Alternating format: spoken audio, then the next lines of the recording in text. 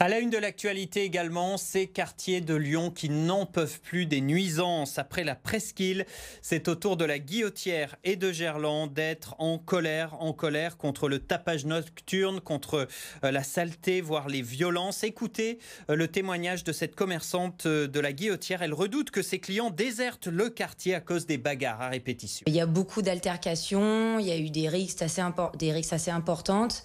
Moi, j'ai eu assez peur pour ma clientèle et mon commerce.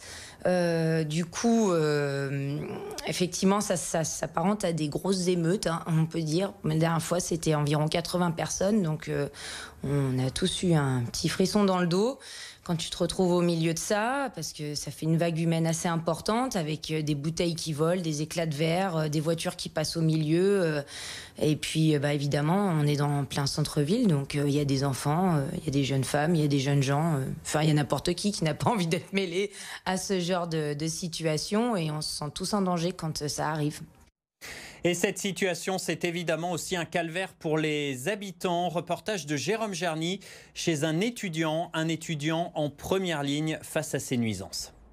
Comme vous pouvez le voir, on a des gens qui stationnent en double file le long de la rue, et on a surtout des commerces d'alimentation générale qui se transforment le soir venu en bar clandestin. Renaud habite un appartement donnant d'un côté sur la grande rue de la Guillotière, de l'autre sur le square Saint-Michel.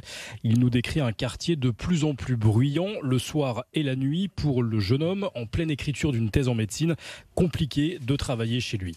Parfois, quand les bruits sont vraiment trop importants, quand la rue est vraiment occupée et qu'il y a une vingtaine ou une trentaine d'individus en bas de chez moi, c'est casque de chantier plus boule caisse en même temps, quoi.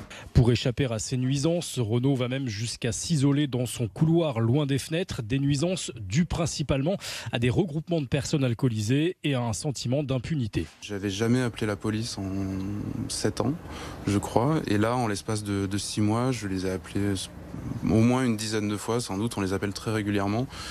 On hésite moins maintenant à les appeler aussi, puisque de toute façon on sait qu'ils ne se déplacent pas et que ça n'a aucune conséquence. Renaud a rejoint récemment le collectif de la Guillotière en colère, qui regroupe une trentaine d'habitants du quartier. Tous aspirent à plus de tranquillité et attendent surtout des solutions de la part des autorités.